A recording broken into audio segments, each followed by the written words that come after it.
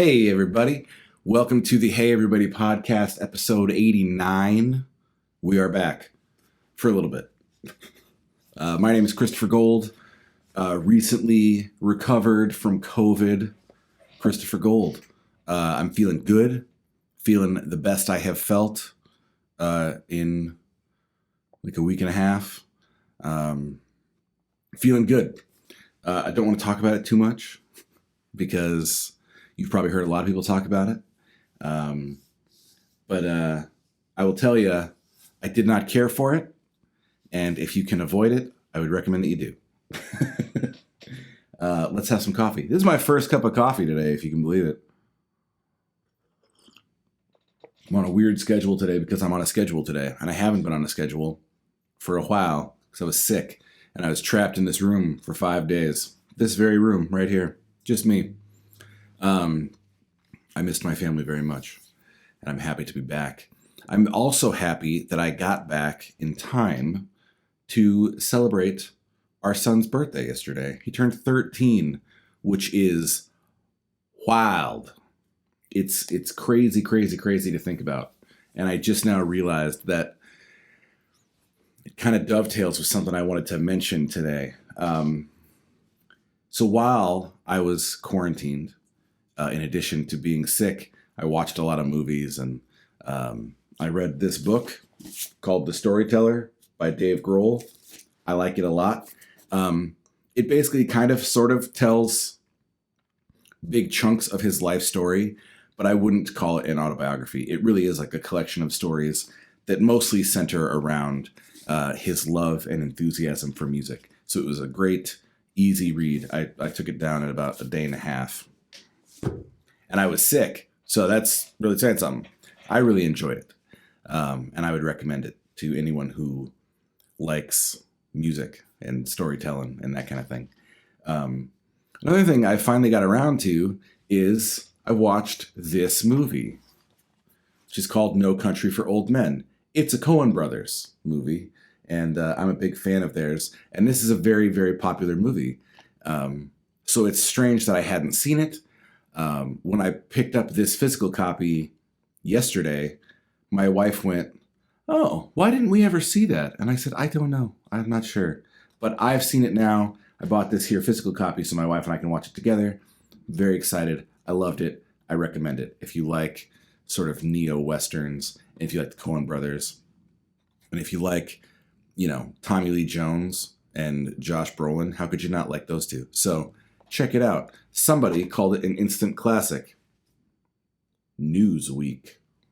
So there's that. But there was a line in this movie that just sort of leapt out at me. I write things down. If I hear almost anything that I like, I just write it down. Sometimes it ends up in a song, but, oftentimes I just write it down because that's sort of how I solidify stuff in my mind.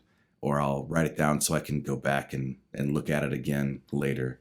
And there's a line towards the end of this movie where one of the characters says to Tommy Lee Jones, he says, "All the time you spend trying to get back what's been took from you, more is going out the door." And I thought that was remarkable. And it's something that we've talked about here on the podcast, that, you need to be a witness to your life today, not to your past. Because today is its own kind of currency that is going by. And if you're obsessed with back then, you're not getting anything now. And so I loved that line. And I loved just the way it was phrased and like the dusty kind of Texas way that it was said. And I realize now part of what made yesterday so great is that I was like fully present for it with my wife to celebrate our son. And the fact that he's 13 feels big. And I realized that all the best parts of being his dad have also been the best parts of like my life, and the way that being his dad has affected my relationship with my wife, and it's affected my music, and it's affected how I spend my time and who I want to be. and what I want to think about and how I want to behave and all this kind of stuff. And I realized that he's a perfect example of he was not around in my past. You know what I mean? And any time that I spend on the past is time that I'm not spending with him and with my wife, who, wasn't around in my past. And, if you're lucky enough to have relationships like those, a 16-year marriage or a 13-year parent-child relationship, I'm trying to use those as like hard and fast examples of this chunk of time was different than that chunk of time, and it was better, and I get to decide which chunk I want to be in. So I'm choosing to be in this chunk. If that made sense, I don't know. The point is, your past is over. It's done and dusted, as they say. But today could be any number of things, and most of them are good. So I hope you will join me in my efforts to stay present and not be so obsessed about what we've lost that we can't see what we're losing,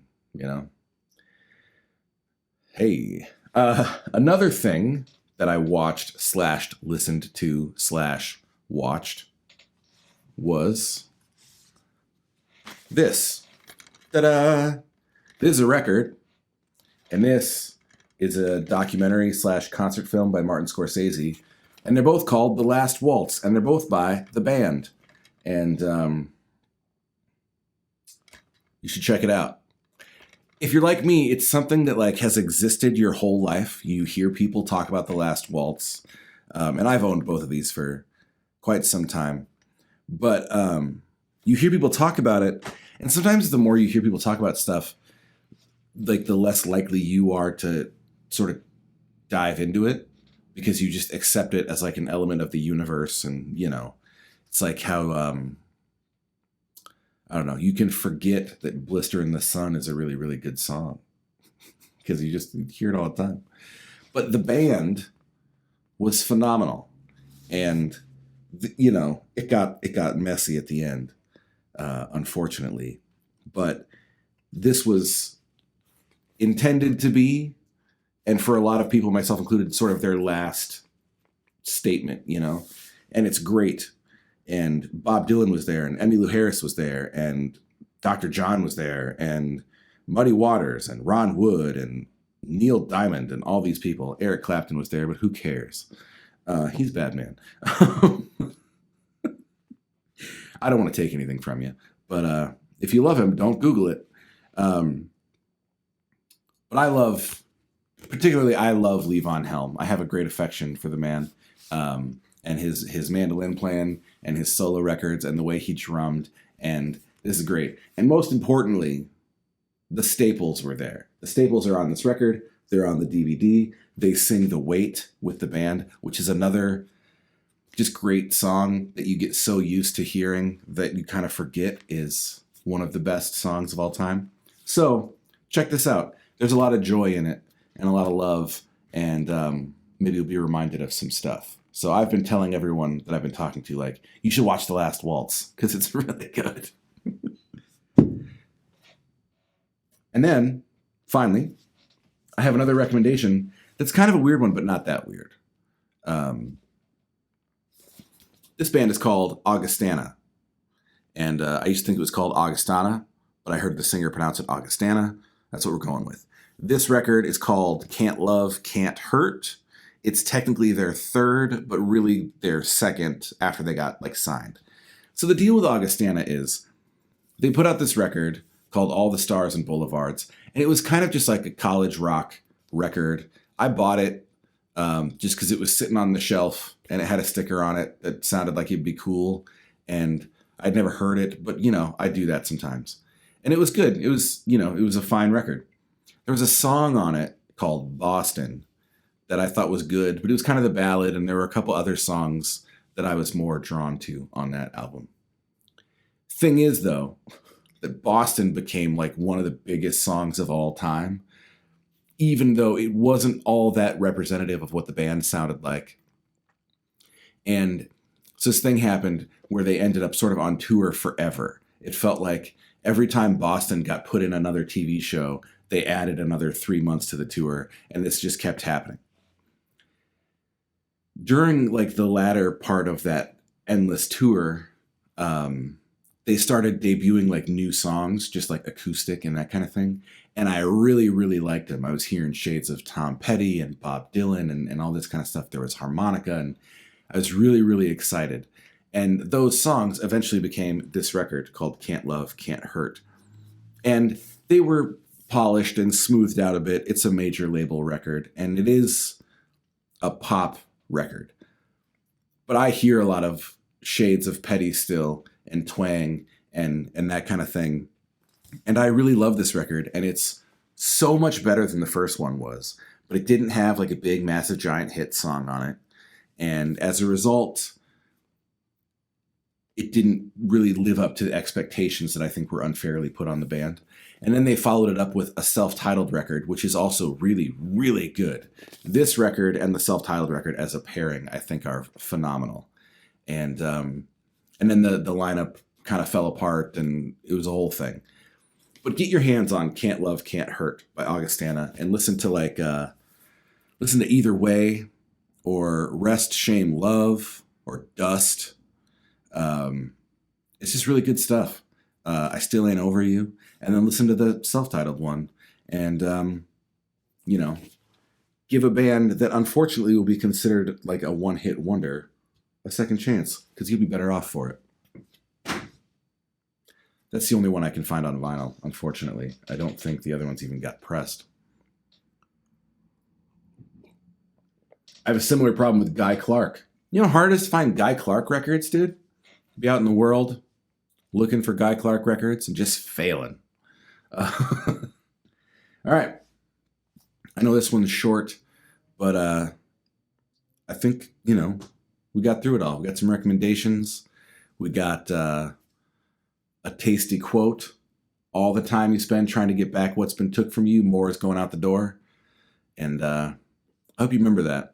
It's helped me a lot. That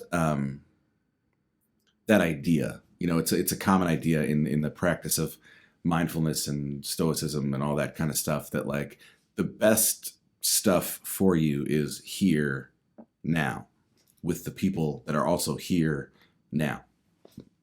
And obviously, the past does what it does, and it colors things, and it affects us, and that's undeniable and sort of pointless to fight against. But much of the power of our past has to do with how much time we spend in it, I think. Maybe I'm wrong. So yeah, that's it. If you want to come hear some songs, on Thursday, I'm doing a radio thing at August Haven in Appleton. And then on Saturday, I'm playing at McFleshman's in Appleton in the afternoon. And we're going to have, for the first time ever, Christopher Gold hoodies that I'm really excited about, that were printed locally by some friends of mine. And they look great. And they have sort of an element from the artwork of a record that I made years ago that I was really proud of. And come hear some songs, buy a hoodie, and it'll be fun. In the meantime, like we say, take care of yourself, take care of somebody else. That practice was thrown into sharp focus this past week in our household. And I'll tell you again, it works. If you look out for people around you and they look out for you, everybody gets taken care of, and nobody has to be selfish or competitive or anything like that. So there you go. I hope you enjoyed it. I think next week might be the last one of these. Maybe. We'll see. We are beholden to no man. We are free people to do with our time what we please. But the new thing is coming. I just don't know if I can announce it yet. I think I probably could, but I'm not sure. Maybe you should come to the August Haven thing, or tune in to 91.1 The Avenue, and maybe we'll talk about it then. I don't know. In the meantime, go watch No Country for Old Men. And for the love of God, listen to the band. Listen to Levon Helm. Listen to the record Dirt Farmer by Levon Helm. Whoo! It's a doozy. We'll talk soon. Bye.